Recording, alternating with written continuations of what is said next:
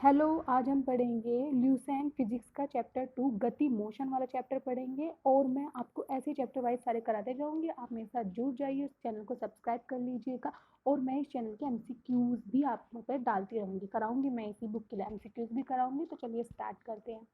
आपको बुक खरीदने की जरूरत नहीं पड़ेगी। चलिए स्टार्ट करते हैं। अदिश राशि, ठीक है। ये चैप्टर 1 भी मैंने पढ़ा दिया है, उसका लिंक मैं आपको दे दूंगी, आप पढ़ लेना।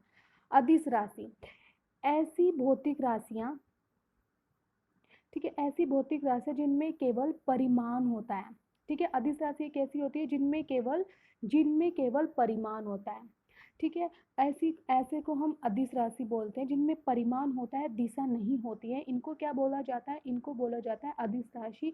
जैसे आपका द्रव्यमान, चाल, आयतन, कार्य, ये सभी आपकी ऊर्जा, ये सभी आपकी विद्युत धारा, ताप, दाब, ये सभी आपकी अदिश राशियां। इनको लर्न कर लीजिएगा, जरूर आ जाएगा।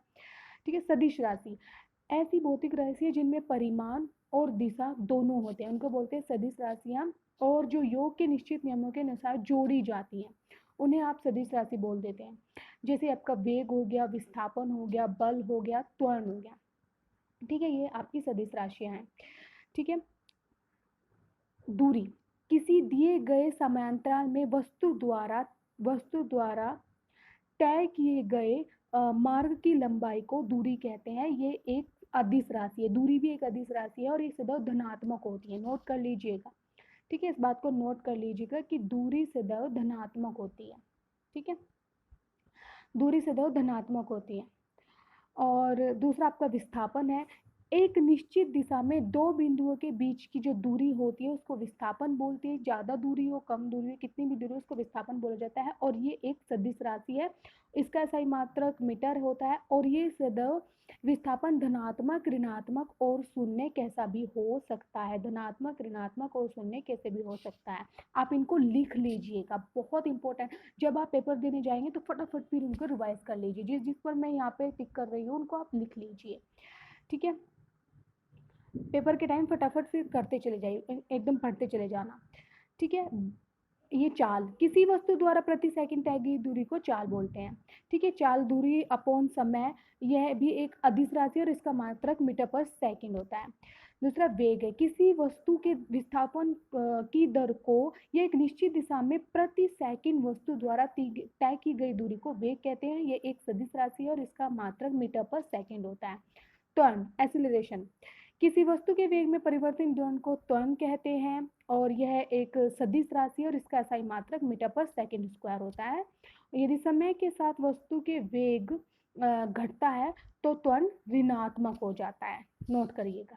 ठीक है, क्या हो जाता है? त्वरण ऋणात्मक हो जाता है।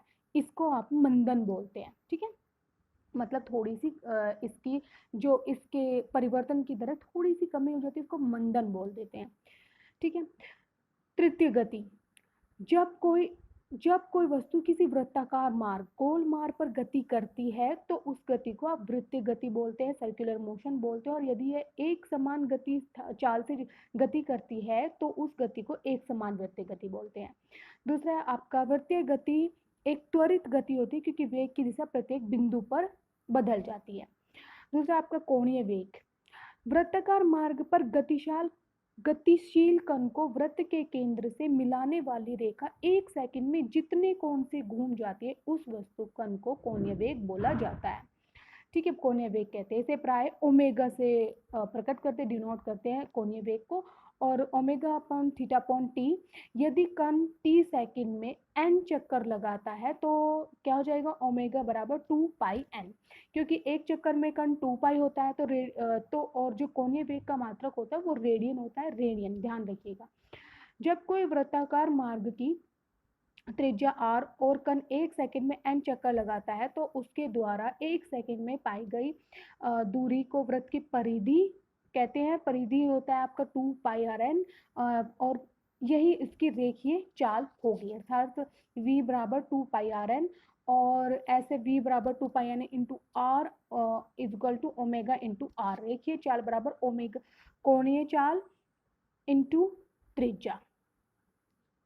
ठीक है, तो ये वाला आप लर्न कर लीजिएगा। ठीक है। यहाँ क्योंकि हम कंपटीशन के लिए लर्न कर रहे हैं तो इतने समझाने की जरूरत नहीं है, आप ये रख लीजिए क्योंकि आ सकता है, एमसीक्यूज में पूछा जा सकता है। दूसरा आपका अभी ये यहाँ पर ये सब बहुत इंपॉर्टेंट है, आप नोट करते जाइए, लिखते जाइएगा। ये है कि आपका है न्यूटन का गति के नियम। भौतिकी के पिता न्यूटन, ध्यान रखिएगा, क्या? भौतिकी के पिता। लिख लीजिए कि न्यूटन को क्या बोला जाता है? भौतिकी के पिता। ठीक है। भौतिकी के पिता ने 1687 ईस्वी में अपनी पुस्तक प्रिंसिपिया में सबसे पहले गति के नियम को प्रतिपादित किया था। प्रिंसिपिया, ठीक है। क्या थी, कौन सी थी न्यूटन के बुक? प्रिंसिपिया। क्या बोला जाता है इनके? भौतिकी के पिता। मैं एमसीक्यूज भी आपको पढ़ाऊंगी, वहीं पे आपको सारे क्वेश्चन करा दूंगी, आपको अच्छे से लर्न हो जाएगा।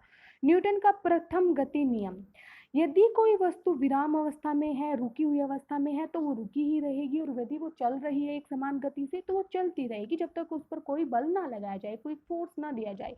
ऐसा इसमें में बोला गया है।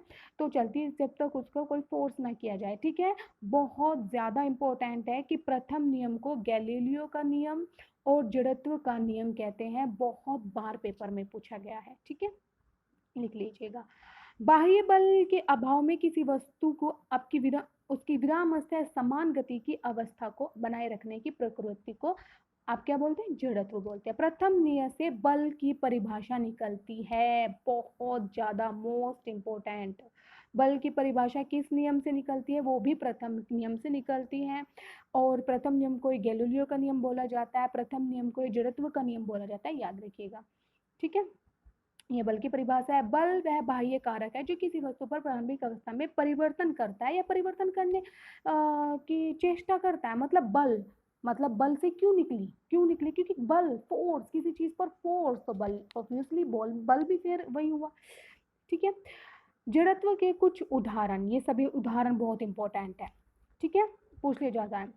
ठहरी हुई मोटर या रेलगाड़ी, अचानक बल पड़ने पर उसमें बैठे सभी यात्री पीछे की ओर झुक जाते हैं। और भाई चलती हुई मोटर कार के अचानक रुकने पर उसमें बैठे यात्री आगे की ओर झुक जाते हैं।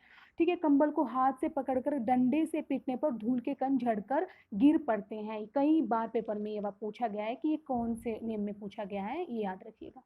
मोमेंटम, संवेग, किसी वस्तु के द्रव्यमान तथा वेग के गुणनफल को क्या बोलते हैं? मोमेंटम बोलते हैं।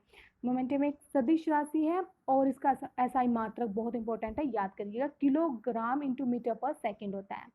न्यूटन का द्वितीय नियम है कि किसी वस्तु के संवेग में परिवर्तन, मतलब किसी वस्तु के वेग और द्रव्यमान में परिवर्तन, वेग इंटू द्रव्यमान के कोई संवेग बोला जाता है तो उनमें परिवर्तन की दर उस वस्तु पर आरोपित बल के समानुपाती होती है तथा संवेग परिवर्तन बल की दिशा में होता है। अब यदि आरोपित बल F तथा बल की दिशा उत्पन्न त्वरण A एवं वस्तु का द्रव्यमान m हो तो न्यूटन की गति का दूसरे नियम से F बराबर m में, ये दूसरे नियम है, अर्थात प्रथम नियम दूसरे नियम का ही अंग है, ये भी याद रखिएगा। तृतीय नियम, प्रत्येक क्रिया के बराबर परंतु विपरीत दिशा में प्रतिक्रिया होती है। उदाहरण, बंदूक से गोली, ये सब उदाहरण बहुत इंपॉर्टेंट है। बंदूक से गोली लगने पर बराबर और विपरीत। तीसरे नियम में बताया गया है कि जितना हम किसी चीज पर फोर्स करते हैं उतना ही वो उतना ही हम पे फोर्स करती है। ठीक है, जैसे आप गोली छुड़ाते हैं तो इतना ही फोर्स हम पे भी लगता है। ठीक है। उधर और जैसे नाव से किनारे पर कूदने पर नाव को भी जितना हम दूरी पे कूदते हैं नाव भी इतना ही दूरी पीछे चली जाती है रॉकेट उड़ाने पर। ठीक है। संवेग संरक्षण के सिद्धांत, यदि कणों को किसी समूह या निकाय पर कोई बाह्य बल नहीं लग रहा है तो उस निकाय पर कुल संवेग नियत रहता है, अर्थात से पहले और बाद का संवेग बराबर होता है। ठीक है, ये देखिए। ठीक है, हो गया। अभी एक ये वाला, ये यहाँ पर ये भी इसी के चैप्टर का है, ये भी इंपॉर्टेंट है। जैसे कि आवेग, जब कोई बाह्य बल किसी वस्तु पर थोड़े समय के लिए कार्य कर रहा हो तो जो बल लगा, जितने समय के लिए बल लगा उस समय अंतराल के गुणनफल को आप क्या बोलेंगे? आवेग कहते हैं। ठीक है ना। आवेग एक सदिश राशि है जिसका मात्रक न्यूटन सेकंड होता है, मात्रक को नोट कर लीजिएगा, तथा इसकी दिशा मतलब वही है इसी की तरह जो बल की होती है वही इसकी दिशा होती है। ठीक है। अभिकेंद्रीय बल, जब कोई वस्तु किसी वृत्ताकार मार्ग पर चलती है तो